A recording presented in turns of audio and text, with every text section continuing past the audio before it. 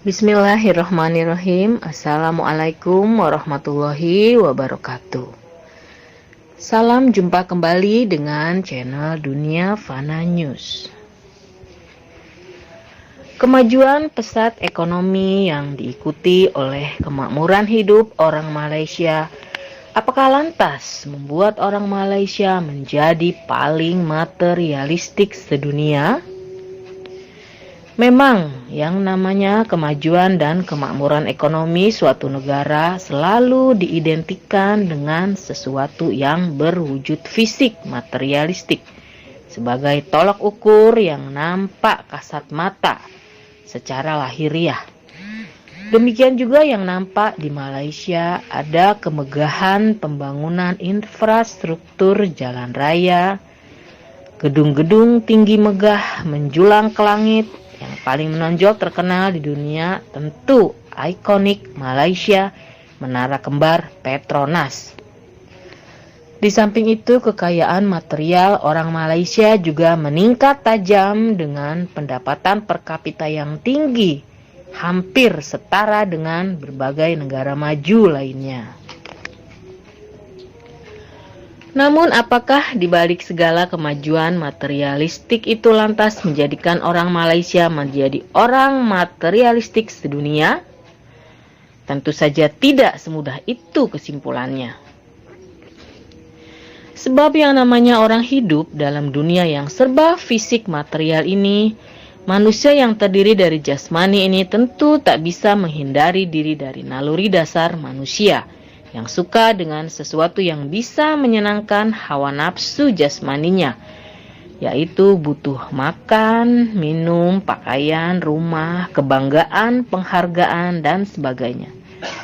Di samping itu, manusia juga punya unsur rohani yang mempunyai kebutuhan spiritual untuk terhubung dengan Tuhannya.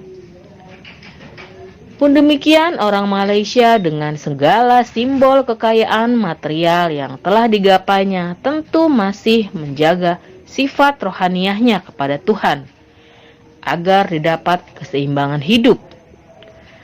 Sebab bila hanya mengejar kekayaan materi namun abai dengan kekayaan batiniah, maka sudah pasti ujungnya adalah kehampaan.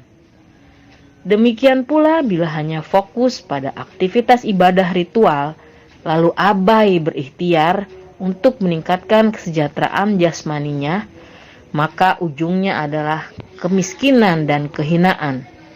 Itu bukan zuhud. Yang disebut zuhud itu meski tidak cinta dunia, namun tidak anti dunia. Sebab untuk masuk surga pun harus melewati jembatan dunia. Oleh karena jembatan dunia itu rapuh, mudah berubah dan hancur, maka secara logika tak pantas untuk dijadikan tempat tinggal selamanya. Jadi dunia ini tempat untuk meninggal, bukan untuk tinggal. Jadi zuhud yang bagus itu memang tidak anti dunia dan tidak pula cinta dunia. Boleh jadi kaya jika mampu, namun tetaplah menaruh kekayaan itu di tangan saja, namun jangan diletakkan di dalam hati. Dengan demikian, zuhud yang kaya materi plus kaya hati akan membuat kita jadi rendah hati dan kaya ide gagasan untuk senantiasa membuat kreativitas dan aktivitas yang mana hasil karyanya berupa kekayaan materi tersebut bisa bermanfaat untuk orang banyak. Maka hal itu sesuai dengan nasihat Nabi, bahwa sebaik-baiknya orang adalah orang yang bermanfaat untuk orang lain. Itulah kriteria orang yang bakal sukses dunia akhirat. Yaitu bukan orang yang bahagia karena kaya materi, tapi orang yang jiwanya tenang. Allah berfirman, orang yang masuk surga itu disebut orang yang tenang jiwanya dan puas hatinya. Bukan dikatakan orang yang bahagia jiwanya. Sebab orang yang tenang jiwanya itu tidak mudah euforia karena kaya materi dan terpuruk karena miskin materi. Jiwanya tenang sebab yang ada di dalam hatinya hanya Allah semata. tidaklah mudah terpengaruh dengan sesuatu yang sifatnya material dari eksternal. Lantas apakah orang Malaysia itu zuhud seperti uraian tersebut, yaitu kaya materi dan kaya rohani? Untuk bisa menjawab pertanyaan itu, kita bisa amati kehidupan orang Melayu Muslim sebagai kaum mayoritas di Malaysia, yang taraf hidupnya sudah bagus secara materi. Kebanyakan pada sudah punya rumah bagus dan rata-rata ada mobil terparkir di garasi rumahnya. Namun mereka tetap menjalankan aktivitas ibadah ritual dan sosial dengan konsisten. Bahkan di beberapa negara bagian telah diterapkan hukum syariah Islam dengan ketat. Oleh sebab itu, kaum Melayu Malaysia itu identik dengan agama Islam. Sebab selain dalam perilakunya yang Islami, juga memang secara formal, menurut konstitusi mereka juga wajib beragama Islam. Bila di banyak negara non-Islam yang mempunyai kemajuan pesat di bidang ekonominya, yang mana banyak warganya yang makmur kaya raya secara materi, namun di sisi lain banyak orang yang dilanda depresi lalu mengakhiri hidupnya karena putus asa jiwanya di tengah kekayaan materi yang melimpah ruah. Sungguh ironis, bukan? Kenapa hal itu bisa terjadi? Itu karena terjadi ketidakseimbangan antara jasmani dan rohani.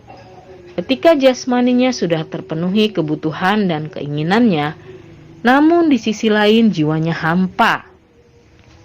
Sebenarnya ruang hampa itu mekanisme yang sengaja diciptakan Allah agar manusia menemui dirinya setelah diberi aneka kenikmatan duniawi. Tapi bagi orang kafir yang hanya percaya materi dunia, ruang hampa itu adalah ruang hampa udara yang membuat jiwanya sesak pengap tanpa aliran udara spiritual lagi. Saking sesak pengap dan gelap di situ, setan gentayangan membisiki hasutan untuk mengakhiri hidupnya di dunia, yang dianggap telah selesai sampai di situ. Setelah semua kenikmatan dunia dan kesenangan dunia telah digapainya, jadi untuk apa lagi hidup di dunia? Begitulah nasib ego yang rapuh, yang sandarannya hanya Tuhan materi. Namun bagi kaum muslim yang beriman dan bertakwa kepada Allah, termasuk kaum muslim Malaysia, maka kekayaan dan kemakmuran ekonomi hanyalah sarana untuk ibadah saja, sehingga tidak ada ruang hampa kosong jiwanya. Sebab di hatinya senantiasa dipenuhi iman dan takwa kepada Allah. Semestinya begitu. Bila diamati dari informasi di berbagai mass media, memang tingkat depresi dan kasus bunuh diri di Malaysia termasuk kecil. Bilapun ada, itu semoga tidak menimpa kaum muslim. Na'udzubillah, astagfirullahaladzim. Terima kasih atas perhatiannya. Wabillahi taufiq wal hidayah. Wassalamualaikum warahmatullahi wabarakatuh.